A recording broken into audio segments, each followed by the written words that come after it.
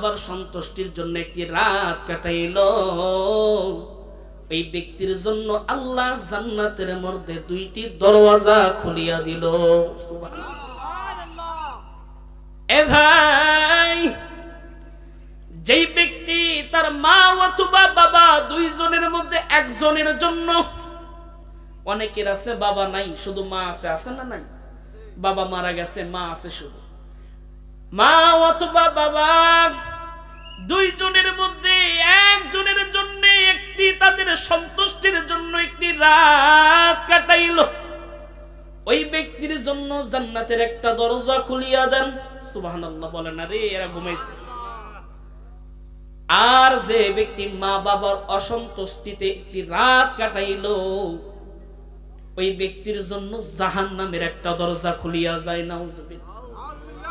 এ ভাই, মা বাবা বড় অমূল্য সম্পদ। মা বাবার সাথে সৎ ব্যবহার করো, ভালো ব্যবহার করো রে গোলাম। খবরদার মা বাবার সাথে বেয়াদবি করবা না। ইবনে মাজাহ শরীফের মধ্যে আছে, এক সাহাবী মায়ার নবীকে ডাক দিয়া বলেন, মায়ার নবী আমার, সন্তানের প্রতি পিতা মাতার হক কতটুকু? মায়ার নবী ডাক দিয়া বলেন, সাহাবী রে, তোমার জন্য তোমার মা বাবা, তোমার জন্য জান্নাত অথবা জাহান্নাম। যদি তোমার প্রতি তোমার মা বাবা সন্তুষ্ট হন, তাহলে তোমার জন্য জান্নাত। সুবহানাল্লাহ। আর যদি তোমার মা বাবা তোমার প্রতি অসন্তুষ্ট হন, তাহলে তোমার জন্য জাহান্নাম। এর জন্য ও ভাই, খবরদার খবরদার, কখনো মাকে কষ্ট দেওয়া যাবে।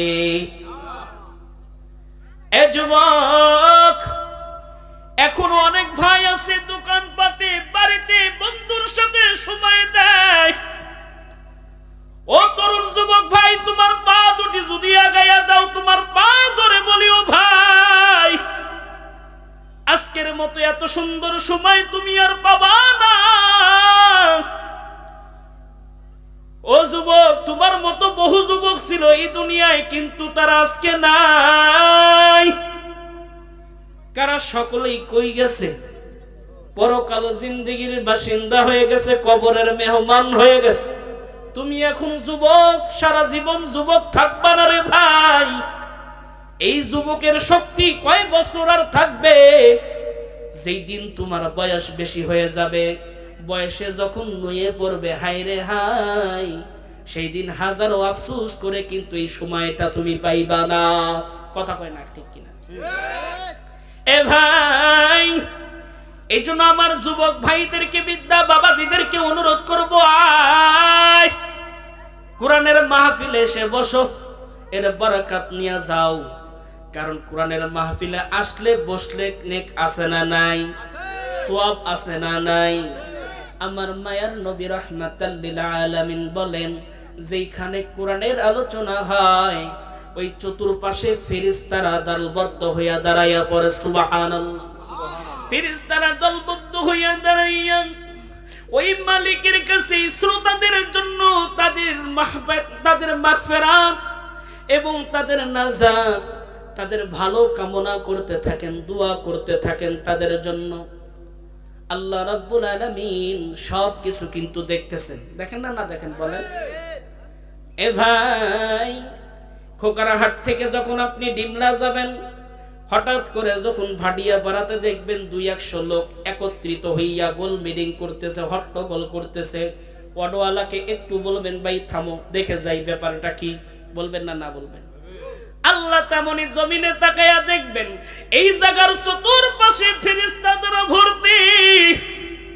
আল্লাহ কুদরতি নজর দ্বারা সব কিছু দেখতেছেন। আল্লাহ কিন্তু জানেন, তারপরেও প্রশ্ন করবেন, ফেরেশতারা ব্যাপার কি, এইখানে কেন, এমন ভাবে কেন? ফেরেশতারা ডাক দিয়ে বলো, মালিক তুমি তো মাওলা, সবই জানো। তারপরেও বলি মাওলা তোমার এই গোলামরা তোমারে পাওয়ার জন্য আজকে বাড়ি ঘর সব পালাইয়া তোমার কোরআনের মজমায় বসে গেছে। আল্লাহ বলবে ও ফেরেশতারা আমার বান্দাগুলো কিসের জন্য বসছে, তারা কি চায়, তারা কি চায়? আমি আল্লাহর কাছে কি সম্পদ চাই না, বাড়ি গাড়ি পাহাড় পর্বত অট্টালিকা সোনা গয়না হীরা মানিক মুক্তা কি চায় তারা?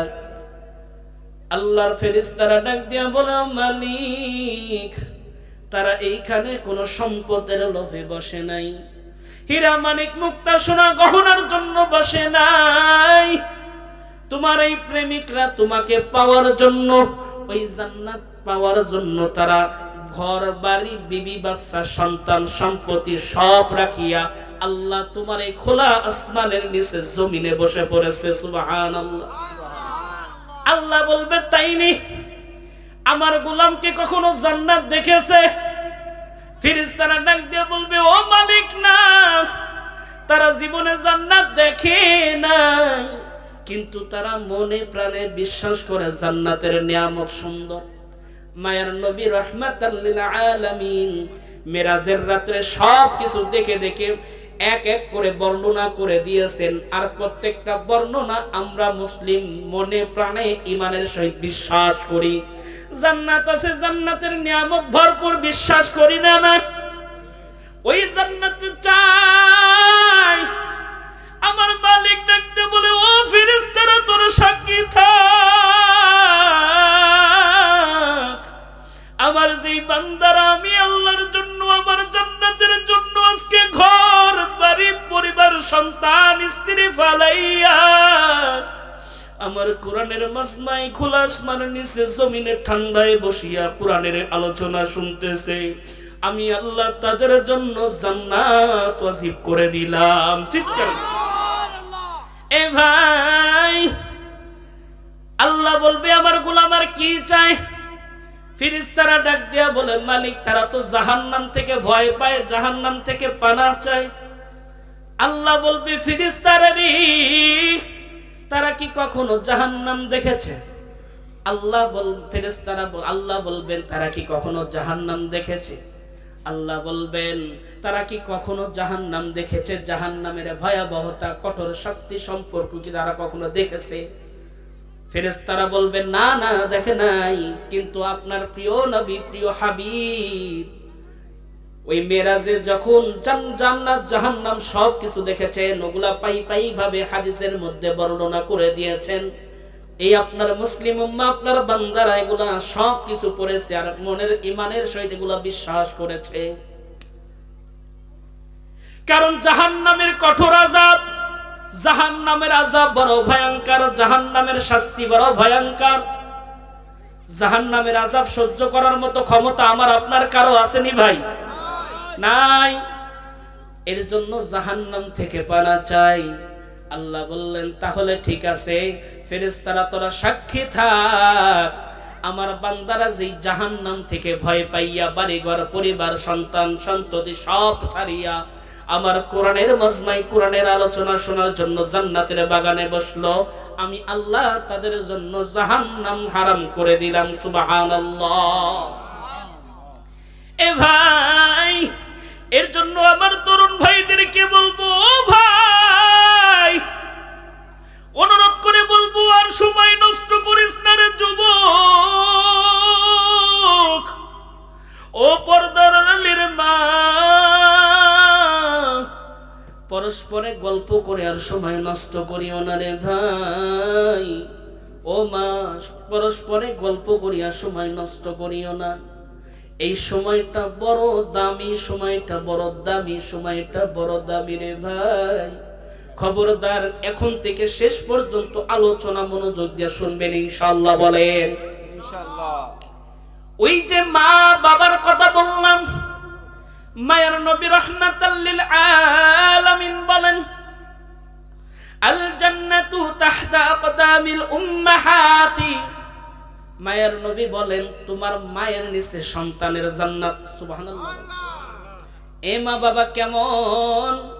আল্লাহ রাব্বুল আলামিন সূরা লুকমানে 11 নম্বর রুকুর মধ্যে আল্লাহ রাব্বুল আলামিন বলেন আমি মানুষদেরকে বারবার তাকে দিয়েছি যেন তাদের মা কষ্টের পর কষ্ট স্বীকার করে তোমাদেরকে সন্তানদেরকে গর্ভে ধারণ করেছে। শুধু তাই নয়, 2 বছর স্তনের দুধ দান করেছেন। এর জন্য তোমরা মা বাবার শুকরিয়া আদায় করো। মনে রাখবা শেষ পর্যন্ত কিন্তু আমি রবের কাছে তোমাকে আসতে হবে। এ ভাই খবরদার খবরদার, মার সাথে বাবার সাথে যেন বেয়াদবি না হয় রে ভাই। মায়ার নবী রাহমাতাল লিল আলামিন কে এক সাহাবী এসে বললেন, ইয়া রাসূলুল্লাহ, এই দুনিয়াতে সবচেয়ে সম্মানের, সবচেয়ে মহব্বতের, সবচেয়ে শ্রদ্ধার, সত্যিকারের হকদার কে? মায়ার নবী রাহমাতাল লিল আলামিন বললেন, তোমার মা। সাহাবী দ্বিতীয়বার আবার প্রশ্ন করলেন, ইয়া রাসূলুল্লাহ, এই দুনিয়াতে সবচেয়ে সম্মান পাওয়ার, সবচেয়ে শ্রদ্ধার, সবচেয়ে মহব্বত পাওয়ার সত্যিকারের হকদার কে? তৃতীয়বার আল্লাহ রাসূল বললেন, তোমার মা। তৃতীয়বার সাহাবী একই প্রশ্ন করলেন, তৃতীয়বার বললেন, তোমার মা। চতুর্থবার সাহাবী আবার বললেন, ও মালিক, ও মায়ের নবী, এই দুনিয়াতে সত্যিকারের হকদার, শ্রদ্ধা মহব্বত পাওয়ার সত্যিকারের হকদার কে? চতুর্থবারে বললেন, তোমার বাবা। ও ভাইরা আমার, ভালো করে বুঝবেন, তাহলে মার 3 গুণ হক, বাবার কয় গুণ? 1 গুণ। কারণ মার কষ্ট কম না বেশি? ওই মা 10 মাস 10 দিন তোমারে গর্ভধারণ করেছে, প্রসব বেদনার কষ্ট সহ্য করেছে, 2 বছর মায়ের স্তনের দুধ দান করেছে, এবং না বোঝা পর্যন্ত, সাবালক না হওয়া পর্যন্ত তোমাকে মানুষ করেছে, কোলে পিঠে করে তোমাকে বহন করেছে। এর জন্য মার হক কম না বেশি? এর জন্য বললেন মার 3 গুণ হক আর বাবার 1 গুণ হক। কিন্তু খবরদার মা বাবারে কষ্ট দেওয়া যাবে না। মা বাবার কষ্ট দেওয়ার ফল কিন্তু ভয়াবহ, পরিণতি খারাপ। মা বাবার কষ্ট দিলে কিন্তু তোমার অবস্থা, পরিণতি, তোমার অবস্থা কিন্তু খারাপ হবে। ও ভাই, দিলের কান লাগাইয়া মনোযোগ দিয়া শুনবারে ভাই, আজকে তুমি আপনি যেভাবে মা বাবার অবাধ্য হও, মা বাবাকে কষ্ট দাও, খবরদার, কারণ মা বাবার দোয়া আল্লাহ কখনো ফিরান না। খবরদার, একটা কথা, একটা দোয়া যদি আমার মালিকের দরওয়াজায় পৌঁছায়, আমার আপনার অবস্থা কিন্তু তাহলে শেষ। ও ভাই, এজন্য ভালো করে খেয়াল করে শুনবেন। আল্লাহর একজন সাহাবী আওয়াম বিন হাউশব রাদিয়াল্লাহু তাআলা আনহু একদিন নামাজ পড়ার জন্য, নামাজ পড়ে আসরের নামাজ পড়ার পর এক কবরস্থান দিয়া যাচ্ছিলেন। হঠাৎ করে ওই কবর থেকে একটি কবর ফেটে, ওই কবর থেকে একটা লাশ ওই জমিনের উপরে ওঠে। ওই ব্যক্তিটার মাথাটা, এই বুক থেকে মাথাটা গাধার মতো, আর বুক থেকে পা পর্যন্ত মানুষের আকৃতি। কবর ফেটে কবরের উপরে উঠে গাধার মতো 3টা চিৎকার দিয়ে আবার আগের পুণ্যের ন্যায় কবরের ভিতরে চলে গেল। আওয়াম বিন হাউশব রাদিয়াল্লাহু তাআলা আনহু এমন করুণ দৃশ্য দেখে অন্তরে ভয় ঢুকে গেল। আশেপাশের লোকদেরকে খুঁজতেছেন, কাকে বলা যায়, কি এমন ব্যাপার, কি ঘটনা যার কারণে ওই ব্যক্তিটার এমন পরিণতি, এমন অবস্থা। ও ভাই, হঠাৎ করে তাকায়া দেখলেন ওই কবরের পাশে এক বৃদ্ধা মহিলা, করুণ অবস্থা। ওই বৃদ্ধা মহিলা ওই কবরের সামনে বসিয়া কান্না করে। আওয়াম বিন হাউশব এক ব্যক্তিকে ডাক দিয়া বলে, ও ভাই, ওই যুবকটাই বা কে? আর যুবকটার কবরে বসে, কবরটার পাশে বসিয়া যে মহিলাটা কান্না করতেছে, ওই মহিলাটাই বা কে?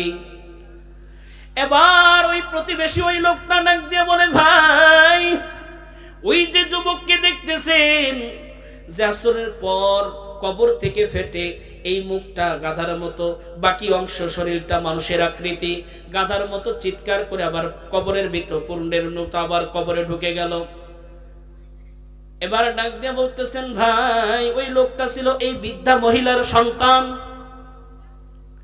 ওই সন্তান দুনিয়ায় থাকতে মাদক সেবন করত, বিভিন্ন রকমের অ্যালকোহল তিনি ব্যবহার করতেন, মাদক সেবন করতেন, কিন্তু মা তাকে বারবার বাধা দিত, বারবার তাকে নিষেধ করত, কিন্তু মার কথা শুনতো না। মাকে শুধু বলতো, মা তুই গাধার মতো চেঁচাস না, গাধার মতো চেঁচাস না, কারণ তোর চেঁচানি, তোর চিৎকার আওয়াজ আমার ভালো লাগে না। এরকম সন্তান আছে না, বলে না, মা হুদাই চেঁচাস, গাধার মতো চেঁচাও, কিসের জন্য চেঁচাও, এরকম ভালো লাগে না তোমার চেঁচানি। ওই রকম যুবক চেঁচায় আর বলে, ও মা খবরদার আমার নিষেধ করবি না, কারণ তোর চিৎকার আমি সন্তানের কাছে ভালো লাগে না। এবার মা ডাক দিয়া বলে, সন্তান রে, তোমার অবস্থা যে দিন দিন পরিণতিটা খারাপের দিকে যাইতেছে, তুমি যদি মাদক সেবন বন্ধ করো ভালো হয়। ওই আল্লাহর বান্দা সন্তান একদিন অধিক পরিমাণে মাদক সেবন করার পর বাড়িতে আসলেন। আসরের সময় ওই ব্যক্তিটা অধিক পরিমাণে মদ সেবন করার কারণে ওই সময় স্ট্রোক করে মৃত্যুবরণ করেন।